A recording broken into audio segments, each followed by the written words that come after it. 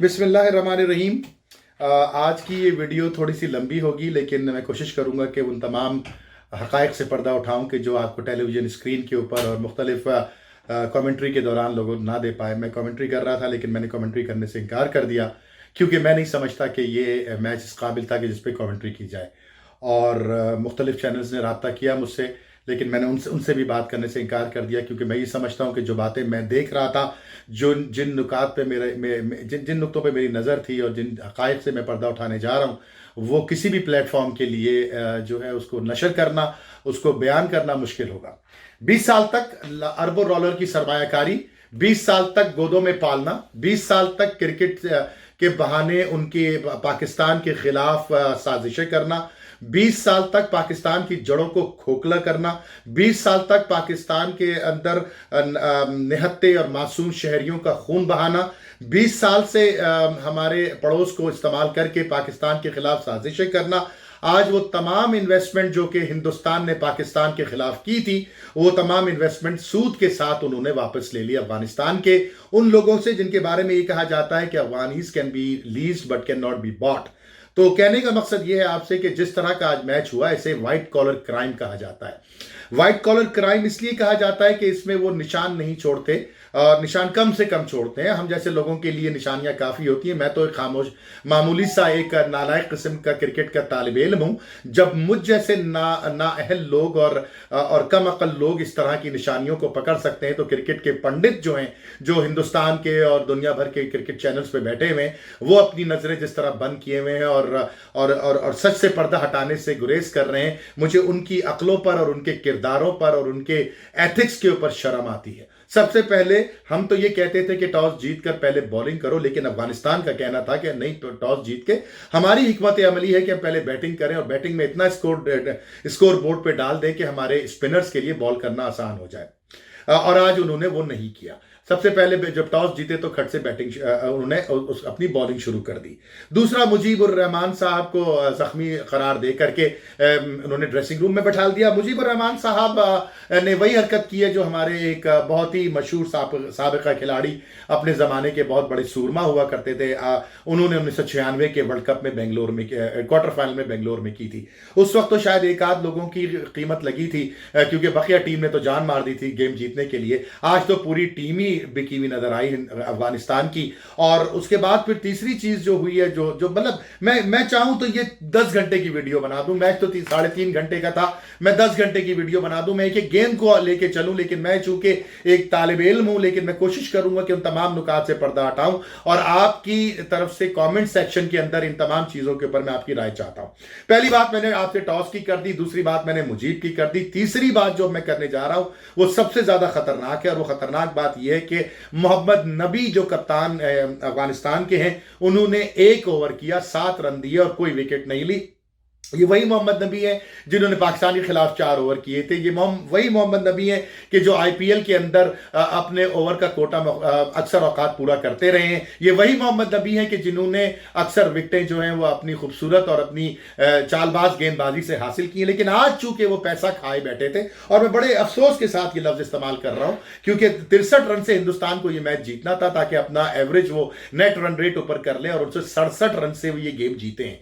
जरा आप हालत देखिए कि किस तरह से कैलकुलेटेड गेम हुआ। ये 3 बातें तो ये हो गई। चौथी बात ये कि जो उससे भी ज्यादा खतरनाक है कि राशिद ने जो आज गेंद करी, 4.5 रन जो बॉलर हर ओवर में देता है अपने कैरियर के अंदर, उस बॉलर ने आज 9 रन पर ओवर दिए हैं, 4 ओवर में 36 रन दिए हैं। उसकी मैं आपको जरा सा आज आपको वो व्हाइट क्राइम की वो भी शक्ल दिखाता हूं कि जो आम इंसान की शक्ल की समझ में शायद देर से आए। सबसे पहले जो लेग ब्रेक होता है, leg break bowler off stump और ऑफ स्टंप के बाहर गेंद डाल करके गेंद को बाहर ले जाता है, जो लेग ब्रेक होती है। राशिद की जो विकेट टेकिंग डिलीवरी है वो ऑफ स्टंप पे गिरती है और फिर लेग स्टंप लेके उड़ती है, क्योंकि वो बैक ऑफ द हैंड से आती है, पीछे से आती है। राशिद ने आज जो लेग ब्रेक फेंकी है वो सारी की सारी लेग ब्रेक मिडिल और लेग के बीच में फेंकी है, जो जाके पैड पे टकराई है, और पैड पे टकराने के बाद वो लेग स्टंप मिस कर रही है ताकि कोई विकेट मिलने की उम्मीद ना हो। इसे कहते हैं नमक हलाली।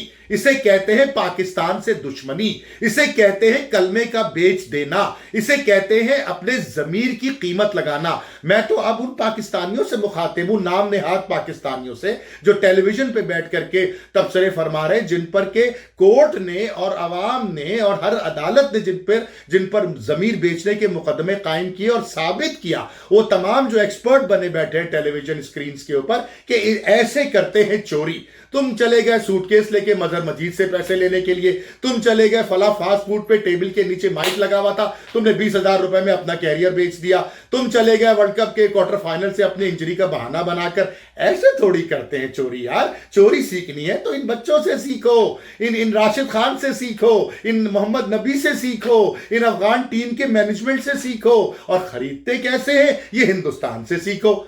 आज क्रिकेट को जो जलील किया है आईसीसी ने, आईसीसी का मतलब होता है इंडियन क्रिकेट काउंसिल, हम समझते हैं इंटरनेशनल क्रिकेट काउंसिल। आज जो बेहुरमती की गई है इस पाक दामन खेल की, वो उसकी तारीख में मिसाल नहीं मिलती।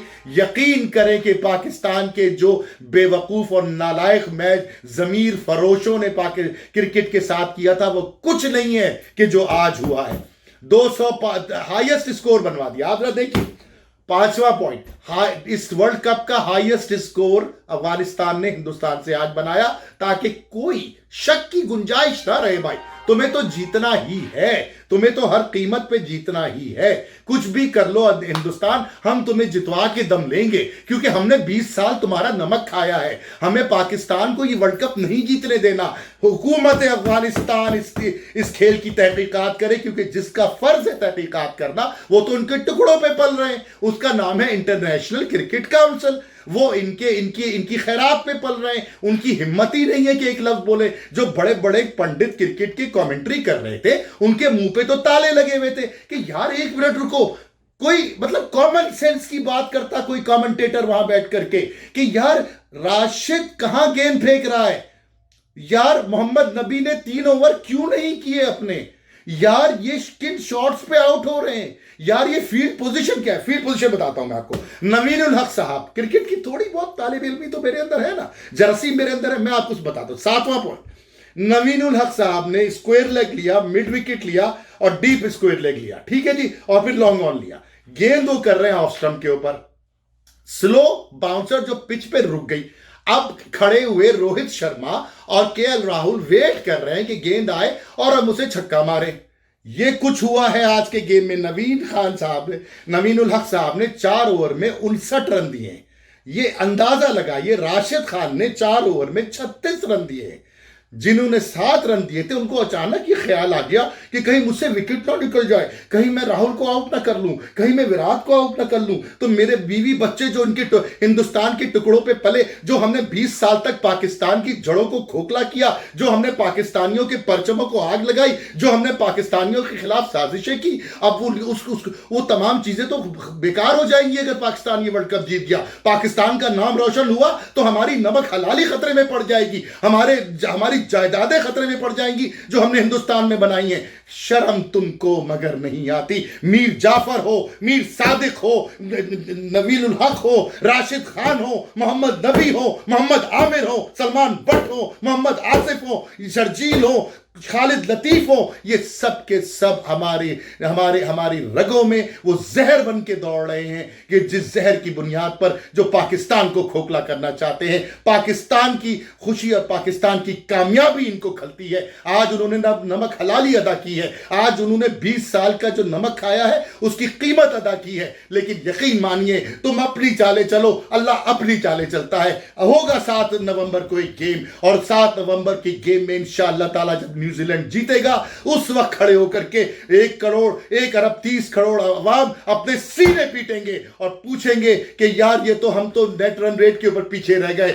देखना यह है कि 7 नवंबर को ये नमक हराम, बल्कि हिंदुस्तान के लिए जो नमक हलाल टीम गई है, जो आज उतरी थी नीले कपड़े पहन के मैदान में, वो क्या परफॉर्म करती है, वो कितनी मेहनत करती है। आज तो प्लेट में रख के उन्होंने ये गेम दिया कि कहीं पाकिस्तान को कोई खुशी ना मिल जाए, कहीं पाकिस्तान पाकिस्तान ये वर्ल्ड कप ना जीत जाए, क्योंकि जिस मुल्क की जड़ें हमने 20 साल खोखली की, जिस मुल्क के बाशिंदों को हमने ज़ूदकोप किया, जिस मुल्क में हमने दहशतगर्दी फैलाई हिंदुस्तान के साथ मिलकर, कहीं उसकी आवाम खुश ना हो जाए। अब दूसरी बात मैं जेसिंडा अर्डन से भी आज कर दूं। जेसिंडा अर्डन साहिबा, बहुत बाखलाक आपका मुल्क है ना, बहुत ज्यादा आप इंसानियत के लिबादे में फिरती हैं। आपकी इंटेलिजेंस तो क्या काम करती, हमारी दुनिया की नंबर 1 इंटेलिजेंस ISI ने निकाल के दे दिया आपको प्रूफ कि ये कहां से आई थी ईमेल, ये कहां से आई थी झूठी खबर आपकी टीम की सिक्योरिटी की। उसके बाद आप टीम उठा के पाकिस्तान से बाहर ले गई सिक्योरिटी का बहाना बना करके। आज अगर आप में जरा सी भी शर्म है